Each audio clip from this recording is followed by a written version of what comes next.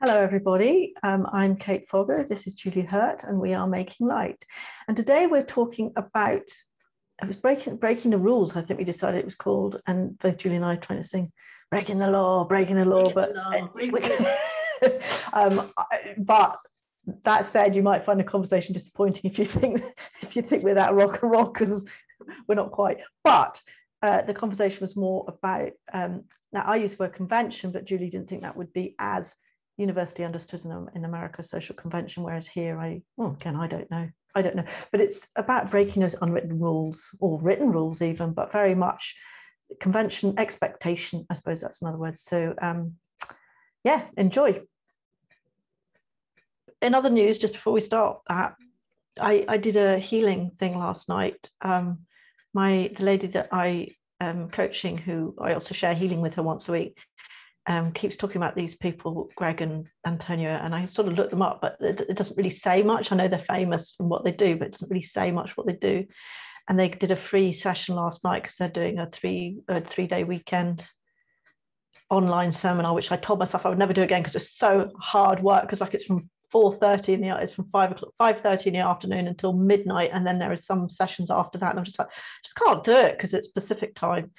But it was so good, Julie, I have to.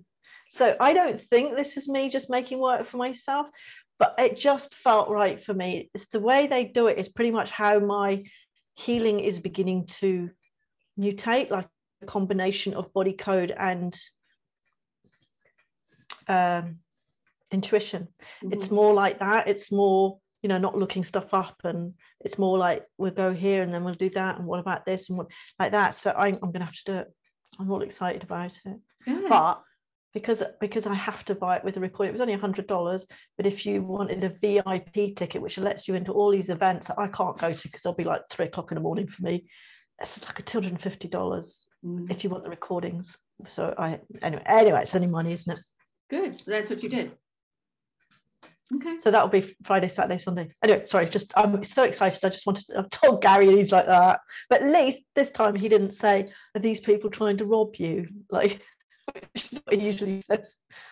But this is a great place to start for breaking the rules, I think, as far as money goes, right? Because the way that you and I are starting to think about things is, okay, so you have a class that you really want to take, and I have a furnace that desperately needs to be replaced. Mm-hmm. And it is for the furnace, it's money that we have, but it will deplete all our savings. And we have other things coming that we're like, oh no, now what are we going to do? And in a previous chapter, I would be freaking out, running spreadsheets. Oh my God, what am I going to do? I don't have full-time employment. This is the work that I do every day.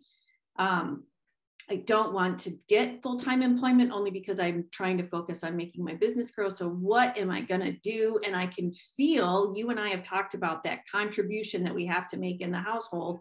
Mm-hmm. And, I can feel Brad's nervousness, although that's moving, that's shifting. I have something to tell you about that, but go on. Okay. So anyway, so last night we get the estimate for the furnace. We're now working with the home warranty group to see, what can we possibly get covered. And last night I've been practicing this, particularly like when we outbid 32 other people for this house. Ask for help and it will happen. And every time I think I start to get nervous about money, I ask for help, and I ask, what am I supposed, oh my gosh, am I supposed to worry about this? And the guides, angels, everybody's like, nope, we've got this. So the same thing last night. I didn't even feel nervous last night. I just checked in and said, okay, am I like, or what do I need to do? Do I need to get a job? And you got this, just calm down. And in the meantime, I've had 2 of my freelance marketing clients contact me and say, would you be willing to do work? And I'm like, yes, because I'm open to, right? So, but I get to stay home. I get to the way I want to work.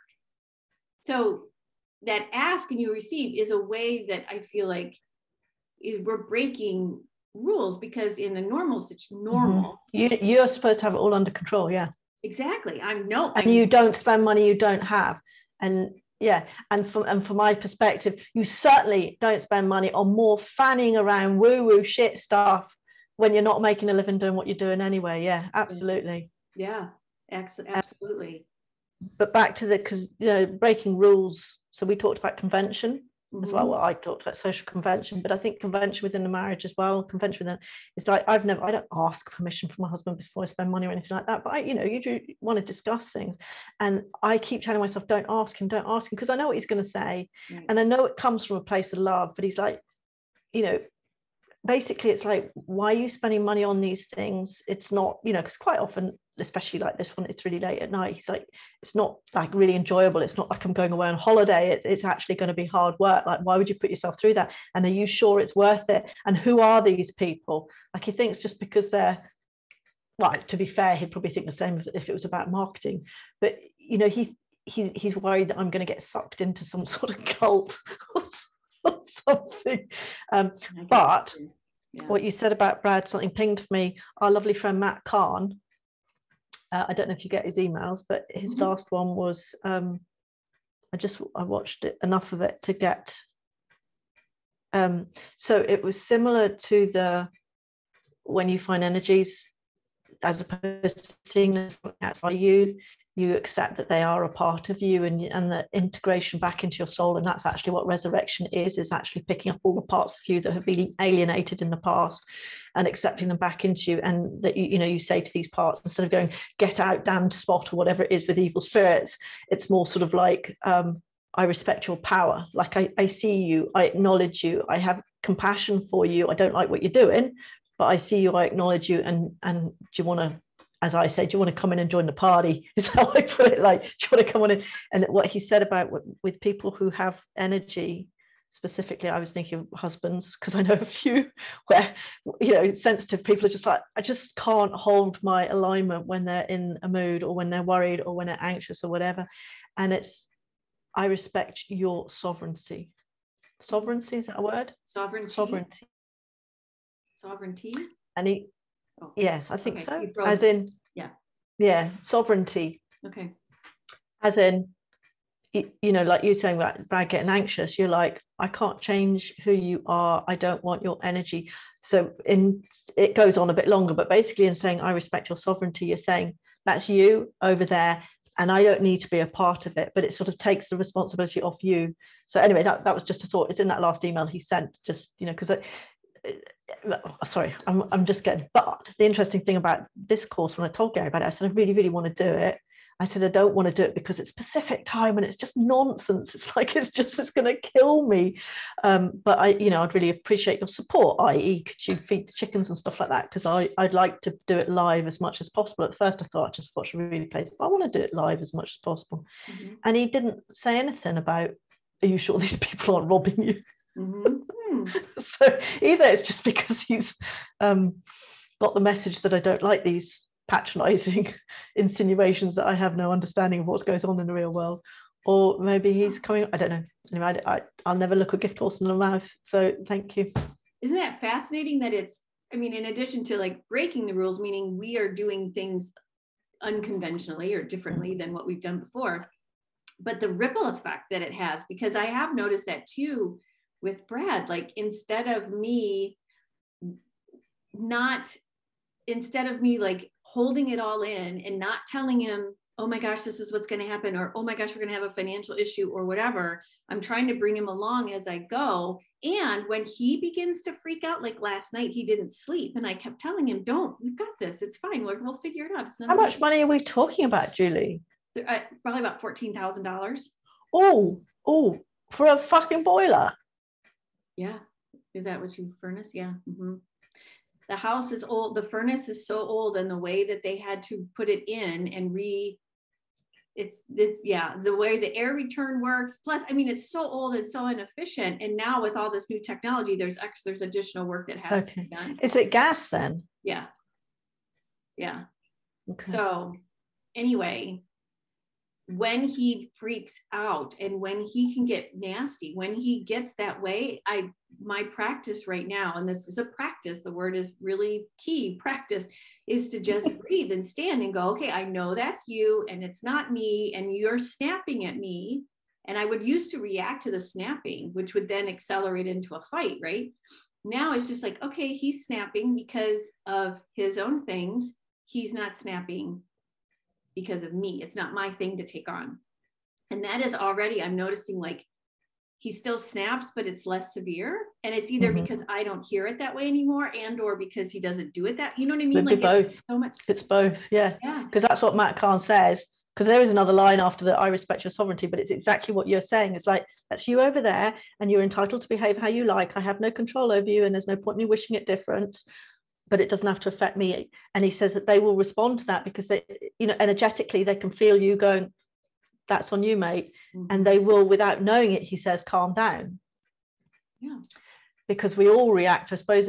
I would love to, wouldn't you love to see energy? Because you can feel it palpably, like when someone snaps at you, and I snap back at Gary, and then he's like he is, honestly, it's like he lives in a different world, and he'll go, well, there's no need to shout at me, and you're like, did you just fall out of a chimney? It's like, weren't you here for the last 10 minutes where you've been winding me up with your fucking drama and all of this? And then he'll be like, there's no need to shout. And it's like, where were you the last 10 minutes?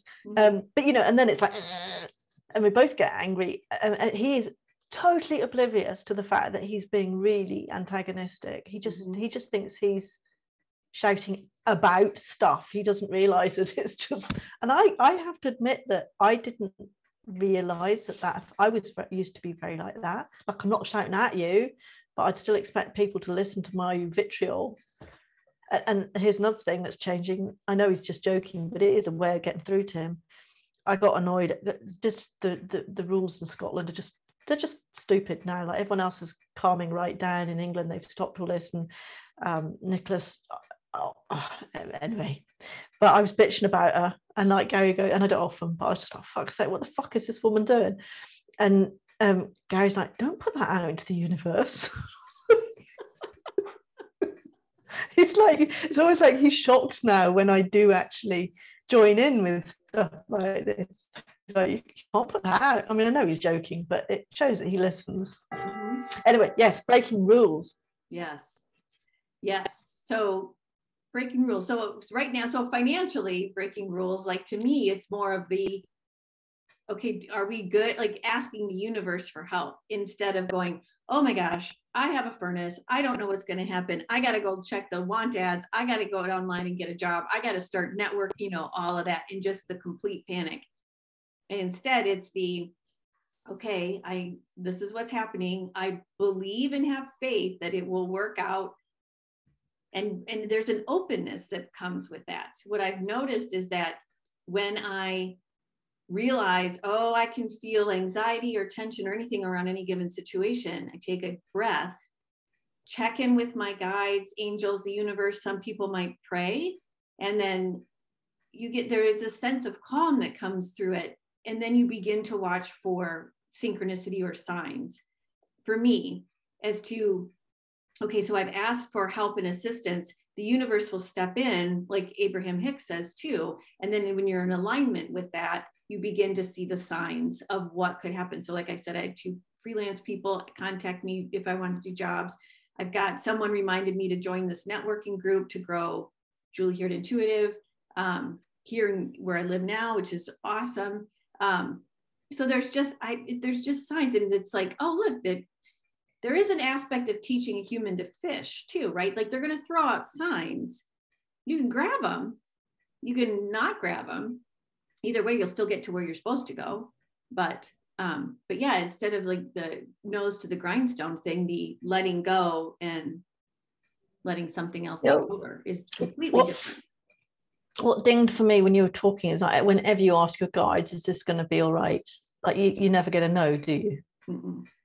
And I don't with anything I ask. And I, you know, and it's this is a sort of schizophrenia in me, but I sort of understand it as another way of showing it doesn't matter, actually. So whether or not the guys are telling the truth, The end game is they are saying, you're all right, you're fine, you got this, because that's the state you need to be in order for it to be okay, you're fine, you got this. It's almost like the truth is completely irrelevant. Whatever words or actions or ideas or dreams or signs that get you into a state that say, it's all right, bring it on. That's what I did get something for my guys. I'm so proud of myself, so proud of myself. Like I didn't do anything, but and it was Aaron. He's like, you don't, what is it? Things don't happen. Things happen because of how you feel and not how quickly you're moving your hands. Oh, I did see that you posted that somewhere. It was in my newsletter because I was so pleased with it, because it's I know it's just classic law of attraction, but it's my words. Do you know the whole busy, busy, busy, busy, busy, busy, busy, busy, busy? So it was just a nice reminder of that. Yeah. And it's so interesting to me because busy, we've talked about busy as far as like even in self-care. There's also, to me, and I think this is all tied, it's all connected, right? And I was just listening to, like I said, I was listening to Lee Harris as well just before this, and he talked about the multidimensionality of anything.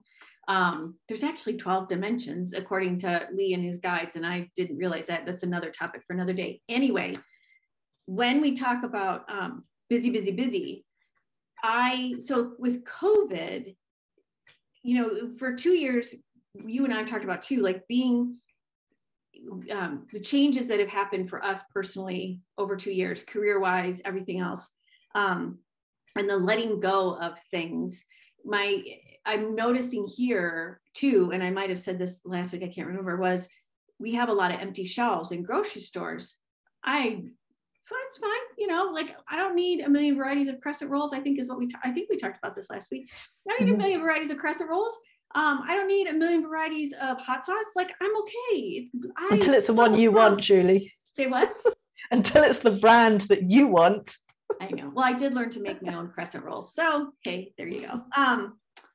The thing is that so many people are worried about all of that when I'm like, you still have so much food, much more so than many other people on the planet. Like that's a good thing. Or I have family members freaking out because things aren't the way they were when they were like, I'll just say my sister and her older son, he's not having the college experience my sister and I had because of COVID. But he's having a college experience. It's just completely different. And I just feel like out of that, new things become created, which to me is also a sense of breaking the rules. When we stop this busyness and this running around and got to do things this way and all this and go, oh, I can't. Like, it's almost like the universe, I think the universe was going, stop now. And let's look at things differently. How can you get outside more? How can you adopt a dog? Because dog adoptions here have gone through the roof, which is great. How can you get reconnected with nature, your true self? I think all this forced that. And this is all an opportunity to let go of some of that busyness and do things differently. But that's my little preach. Is the cat purring into the microphone? I can't hear her. Hi, Sally. Okay. Yeah, absolutely. And I did actually listen to, now, was it Abraham or was it the collective? I think it was Abraham saying that in so many people were asking for a way to stay at home. Albeit they may not have asked deliberately, but there are so many people who do not want to go to work. There's so many people who are miserable in jobs, and so many people who want to slow down, and so many people who want to spend more time with the family. And they said that, COVID is as a result of, hey, she's licking my neck. Yeah, I can hear a little bit, yeah. What do you like? You don't like this perfume, so you must hate that anyway. There was so much asking of things to slow down, albeit not consciously. That's all part of what has happened. Yeah, how many people?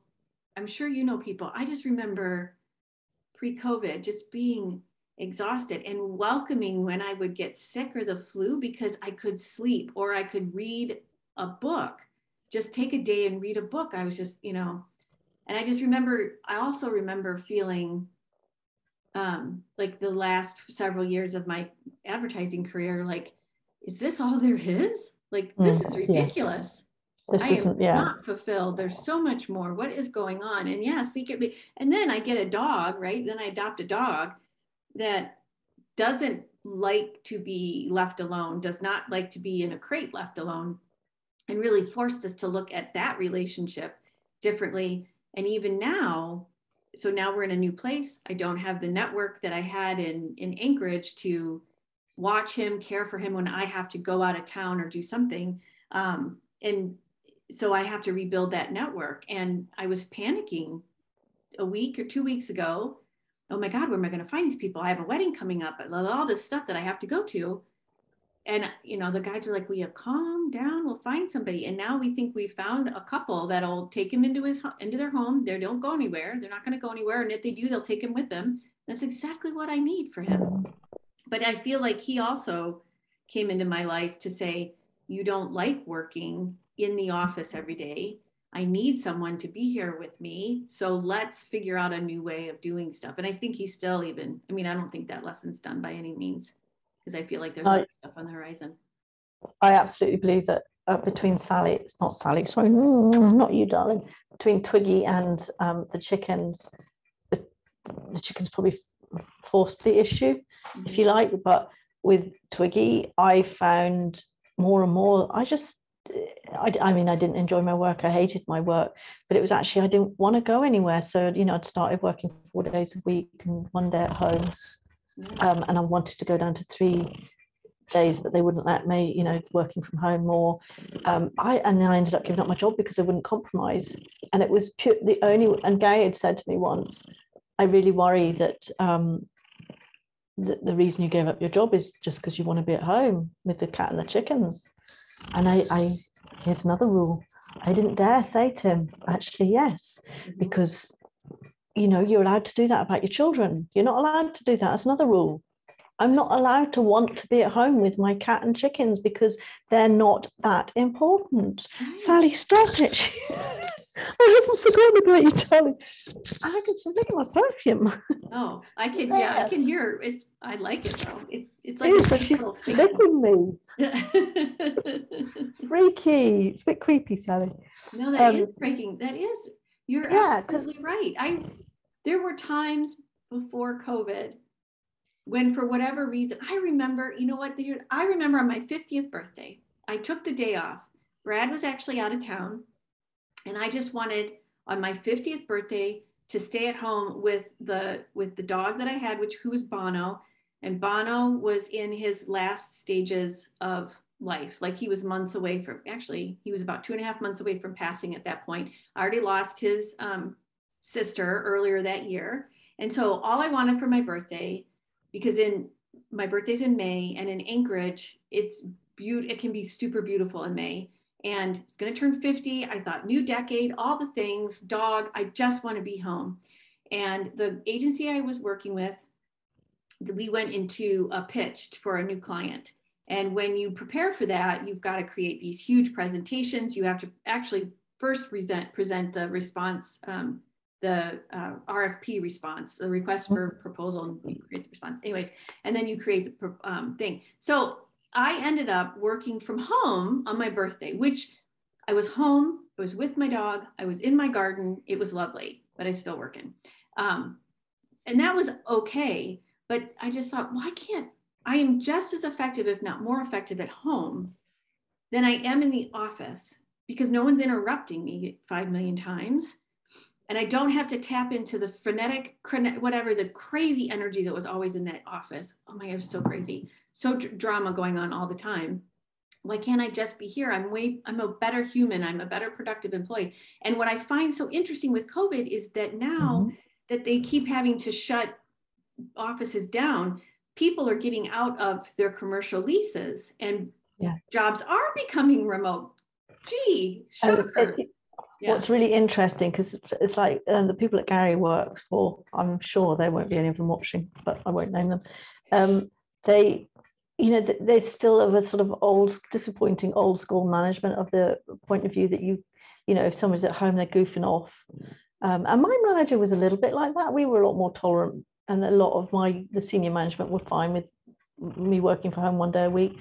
But he was old-fashioned manufacturing, still believed you needed to be there to watch over people. This idea that people need to be monitored constantly. And Gary's business is a bit like that. Like, he does work from home, but he always feels like he's asking permission, as opposed to it being, in his job, has always been normal because he's out seeing clients. There's no point in him being office-based because he's always on the road places. And you get a lot more out of people if they're not commuting and they can, you know, do it. And the thing is, all these businesses have been forced to acknowledge that people are just as effective at home, and that the country hasn't gone to the dogs just because every fucker in the world's sitting at home picking their toenails. It's this attitude that if you're not being watched, that somehow you're going to take the piss. You can sit at your desk and do absolutely fucking nothing. And I've known people who do that every time you walk past their desk, they're looking at Facebook. You're like, you're not fooling anyone. Like, at least if I'm at home, you know, I still don't look at Facebook, and maybe I do my internet shopping, but, you know, the chance that I am, as you say, a far more effective employee because I'm not juggling everything. I'm not hiding the fact that I need to do an internet shop. You know, and I can put my washing out during the weekly meeting because I don't need to be listening to you. Because if I sit at my desk, I'll start scrolling my emails because it's so dull. Whereas if I'm actually hanging out my washing, I'm listening to the meeting because I've got nothing else to do because my hands are busy with washing. You know, it's a much more effective way of working. Not for everyone, I would say, and not for every job, but. Yeah. And it just made me think too, when you talked about it in that way, there's an integration to it. Whereas the way that we've been living is work and then home, and they're separate. And part of what's happened to the human race as a whole is this separateness from the divine. So when we integrate the divine into our lives, integrate nature into our lives, our pets, all that thing, we become much more aligned with the divine, the universe, whatever you want to call it. So to me, it's almost, that's like a 3D, this work and home environment separateness. The only danger being you don't want to blur your boundaries with work. Oh no, yeah, no, and not at all. I would not want to like work 24/7 in my house, and I don't necessarily want to bring my personal life into work either. But do you know what I mean? Maybe, like there's, maybe you can argue actually that working at home has forced people to separate, because you do have people that go home and they still check their phone. Yeah. But then again, that's another sort of rule thing. I think and actually that leads on to what I started with that moved us onto rules, is this idea that working hard, being busy, being on call is something to be glorified. I think the first time I went traveling with my work, so we were in the States, we've been anything between 5 and 8 hours time difference in the car I was with, had a young family, but he was, I realized now he was very good at playing the game. Now, don't get me wrong, he was an absolutely brilliant engineer of genius level, questionable social skills I might add, but of genius level. But like, he would, as he put it, he didn't change his time zone. Like, he refused to turn into the US time. So he would, like, I can't remember, be up really early or be up really late, one or the other, and work. And then there'll be other engineers that would like brag about the fact that they hadn't slept, that they had worked all night. And I was thinking, you sad little people. Now, don't get me wrong, often if you're away on business and there's no company, I'd end up probably working longer hours, but that was because I didn't really have anything else to do and the TV was shit, or I was jet lagged or whatever. But this bragging about how hard you work, and so on that side of it, that's very toxic masculinity as far as I'm concerned. But there's more than that I find I do buy into, and there is this is so much part of my unworthiness, is like how hard I have to work to be worthy, and how I have to and this is the rule I want us to break. You don't have to work hard. Now, I still am trouble processing this. Like, I understand the words, But I had the same conversation with my friend Louise earlier this week, because I'm at a stage now, I'm not doing the shed. My workload technically has gone right down. Still didn't get around to editing. Fuck knows what I'm doing with my time. I mean, I'm doing loads of stuff, but it's like my busyness has nothing to do with how much time is available to me. It's a state of mind that I have to learn to get out of. And but it's this, do we have the bollocks to say to people, I did nothing today and I loved it, and look what I achieved? Does anyone, we're so, even RuPaul, my beautiful RuPaul's Drag Race, it's all about, I've worked so hard to get here. I have given everything in my life to be here. I have worked so hard preparing for this. It's like, why do we idolize this slavery? Why can't we go, and we have this natural mistrust of people for whom things come easy. And apparently with law of attraction, I remember reading something there, a lot of people who are wealthy or privileged and that stay that way because it's easier for them to expect good things. So from a law of attraction perspective, they expect good things. I mean, look how many times did Trump lose all his money and it all came back? Right. Wow. And let's remember, the law of attraction is not about good and bad, it's just about attraction. Right. But he has an expectation that he will always be extremely wealthy and that he will always be powerful and that things will come to him. And they do. And so, but those of us, we still sort of, I used to, I suppose, physically despise people for whom I thought had an easy life because they didn't work hard, they didn't try hard enough, they were privileged, they were this, they were that, all this against them, when actually I realized that's what I want to be. I want to be rich enough that I don't have to work, that I just do things that I choose to do to interest. God, wouldn't you have loved to live in the days where women weren't allowed to have a job? I fucking welcome. Don't get me wrong, obviously I would have wanted to choose how to spend that time, but brilliant. Why can't we change the rhetoric to say, I aspire to do absolutely nothing. Right. That I don't want to do. Sorry. Well, and I will, okay, so, and in the term of nothing, like there is still, nothing to me is and this is where like language limits like what we're trying to say. Like we don't do nothing when we're doing, when we're either taking care of ourselves, right, in some form. I'll just say not whether. We're at some point, when we're doing nothing, we're taking care of ourselves. Like another example of nothing is, so I was TAing a class and we had the last class of this particular one last night, and one of the students was talking about, she had a reading and she wasn't getting any, I got nothing. She said, I got nothing from the human, I got nothing from the animal. And the other TA and I tuned into the situation, and we both understood that it wasn't that she got nothing, she got silence. And silence is something, and silence says a lot. And so there was something in the silence about the human and the animal in that moment that was them saying things, just silence. So anyway, I guess my point is, I just thought that was super interesting because we tend to say, oh, it's nothing, and then negate it, and it's not good, and it's not, and it's bad. When actually, when there's nothing, there's actually something there, and it's whatever that is for us. So that reminds me. Nothing, I think it's breaking the rule too. That reminds me of it, and this is another rule breaker. Do you remember Reader's Digest? Yeah. It used to be a little magazine, and you get little magazine fillers at the bottom, and I loved reading all the fillers because they're funny. And there was one of them that I cut out at a really young age, and it was, we see a boy swinging on a gate and ask him what he's doing, and he says, I'm swinging on a gate.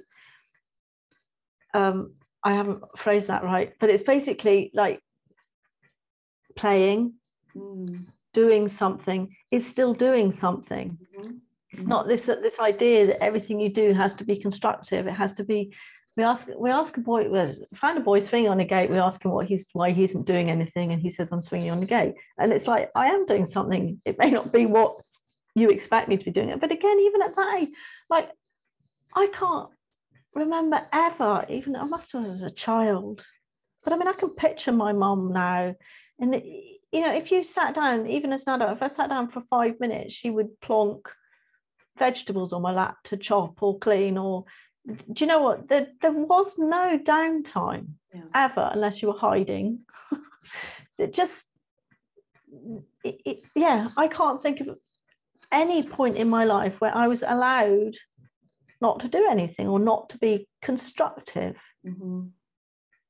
Mm-hmm. How do we learn? Well, I can see how we learn it. How do we unlearn this? That's a very good question. So when you were talking about even as a kid, always having to do something, I was thinking about that too, because I was always told to go outside and play. And then I was reminded that one thing that they're teaching in schools now is meditation. Mm-hmm. And teaching young kids that ability and skill to be quiet and to be silent and to do nothing. Wow. Yeah. And the effect that it is having on kids, small, because anxiety is a symptom of, I think, the fact that we've created this structure of which you and I are wanting to break the rules, right? This structure of always doing, always busy, always moving your hands, both people in the household working, kids are going off to daycare. I mean, this whole frenetic thing that we've built here, all because of, we feel like in order to be of value, that means we have to bring in money. There isn't value in being a teacher. Like I just read last night that 50% of all teachers in the United States are looking to leave the profession. Wow. What do we do if we don't have teachers? It's like, what do we do if we don't have bees? Like it's that kind of a situation. So it's, anyway, but they're showing that, you know, this anxiety and depression that's really building is a direct result, in my humble opinion, of, and they're showing this in research too, though, is this must always be doing for money to prove my worth. Yes. And so when they teach meditation to these younger kids, or anybody that experiences meditation, but the research is on these younger kids, they're showing that their aptitude for whatever they're learning increases, their comprehension increases, their belief in themselves and worthiness increases. It goes it goes a long way, really long way. And that's like 10 minutes a day. Yeah, that's really interesting, actually, because do you know, I don't know who I was listening to, because I don't think it was anything spiritual, but it was somebody saying that, that's going to really flummox me because it wasn't something spiritual. So, but it was essentially that, so young children don't care about things, right? They don't care about money and stuff like that. So it's only at a certain level of being an adult, which we must learn from our parents, the value of having stuff, the value of money, the value of having things and looking to things to make you happy. So at what age? Gosh, that's really going to bug me, because what was I listening to? I'm listening to a book.